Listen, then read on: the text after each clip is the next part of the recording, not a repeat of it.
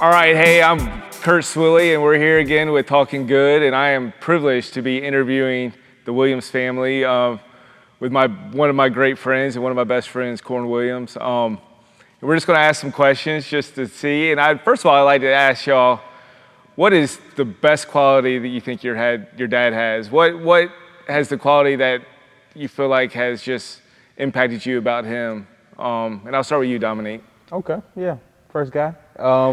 For me, it is his trust.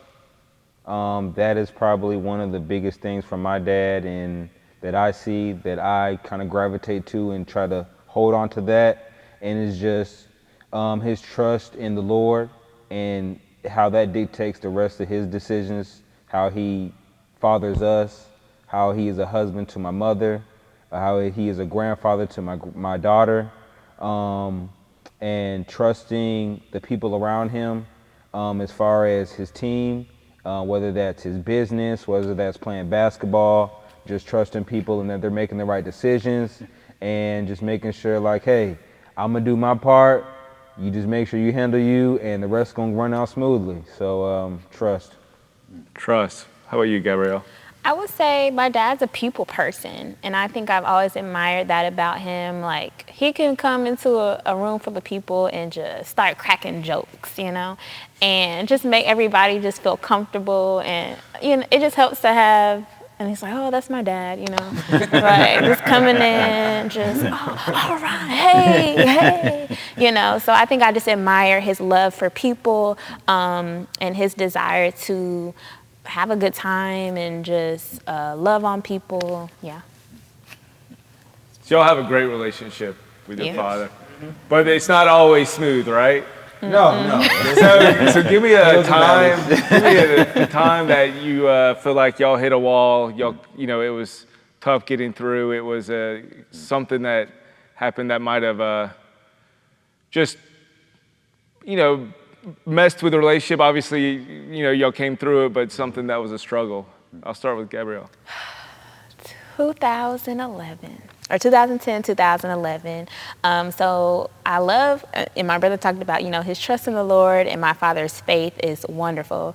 However, some leaps of faith when he chose to make a job transition and chose to start his leadership foundation, it impacted our family greatly financially. And that grew a lot of resentment towards him because it was my senior year of high school. I couldn't cheer because we couldn't afford it. I had gotten into Spelman College. I had dreams of going to Spelman and couldn't afford it. And so I just felt like a lot of these experiences that I had my heart set on, I couldn't do. So my senior year looked a lot different. And so my 17, 18-year-old self, I just resented my dad because I'm just like, you couldn't hold on for just a little longer. Do it for the fam. Do it for the fam. And I wanted to, it's a great thing to know that his faith was unwavering and he was doing what God had called him to do. But I just felt like as the coach, I feel like he didn't consult with the team. And I just resented him for a long time for that. And of course, things were repaired, but it was, maybe just a little bit immaturity on my end. I wasn't used to being without some things. I definitely grew up a lot, and I had to get a job, growing up. So we eventually made it full circle, but that was a tough, I don't really like you. I don't really like you right now. During that season, and so if you don't know, Corn was the regional director at Young Life and left during that season and started a nonprofit. This was around 2008? 2009. 2009, right after the economy started tanking. And it was a leap of faith, and obviously it put a strain on the family. What did you learn as a woman during that time? How did that, I know it was a negative, obviously, for a couple years struggle. Was there a positive impact through all that you learned? I would say I had to grow up and learn the importance of working for things. Like for me, I was great in school. I made straight A's all the time, and I just felt like that was my hard work. That was my duty. And having, his mom, God bless her, you know, she would reward us for being great in school. And so I was just used to being given things. And so having to make that shift in our financial situation, I learned that I had to literally work, not just work hard in school, but literally work for the things that I wanted, and that it was okay, you know, as a woman, not to just be given things by my father, not just be given things by my grandmother or family members, but to really just work for it. So I think from then on, I've held a job pretty much since then. You know, in summer times, I was committed to working and learning how to manage my finances, so that, you know, when there were things that I wanted, I didn't have to depend on family, but I could, you know, be able to work hard for those things on my own. So I would say my work ethic, not just within school, but just like an actual job work ethic, was really built during that season and beyond. It's awesome. Dominique, do you have a time experience where you hit a wall with your father? Oh yes. Well, first, me and my dad, we have a very special relationship in that I would not always make the best decisions out of the three of my siblings. So we would bump heads more than they would.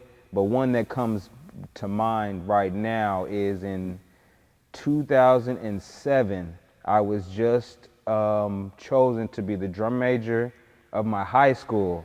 I'm just now coming out of 9th grade, going to 10th grade. This is a position that not many people as young as I were given. And so I was elated, just like, yes, like I didn't know much what to expect. What from everybody else were telling me was just like, this is a great opportunity for you. You're going to be great. My band director, he saw something in me and he was just like, you know, I want you to be, you know, my top guy, my guy I go to. And so I was all for it. I was ready to go, take the next step, move forward. And I'm not sure how the news got to my father, but I was failing my, I believe, chemistry class. It was my science class. I was doing horrible, not what I was supposed to do.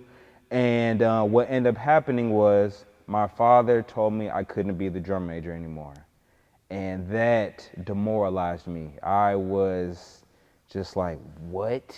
Like, I thought he was cursing me out. Like, dude, do you not understand the importance of this? Like, you can't just say no to it.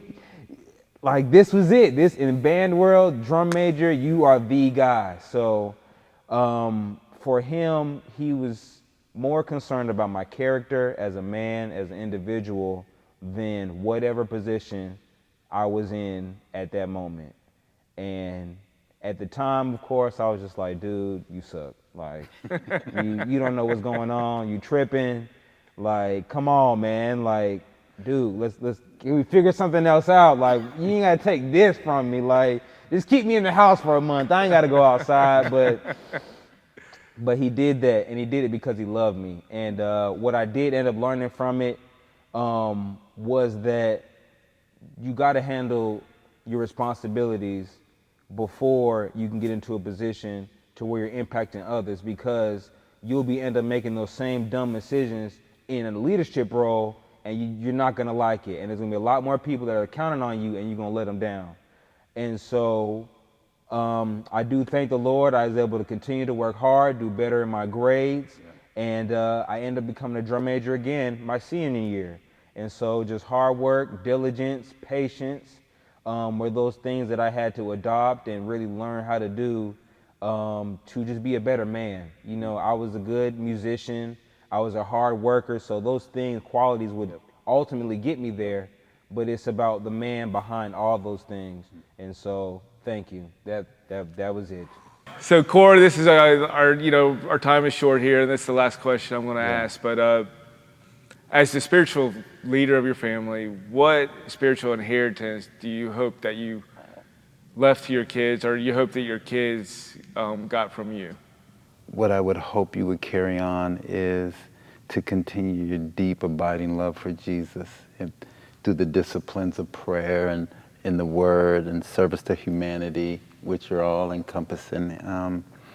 But not only that, because if it just stopped with us, it would not even honor, what Jesus would want. I would want Madison to love Jesus the Christ and live out her God design. And I would, Lord willing, when you have kids that, that they would fall in love with Jesus and live out their God design. But I would say this, and I would want you to, and Eli, that we would make sure that we've done everything we can. We've exhausted everything to try to help as many people come to know Jesus, and have more families like we have. Amen. Given the stories, I know. Oh, I know. But I would wish, without a few little wrinkles, I would wish this everywhere, that there would be more families that love Jesus Christ, that are out there using their gifts and talents to impact the world. So y'all do that. Let's get down, huh? Amen. All right, let know. Thank you.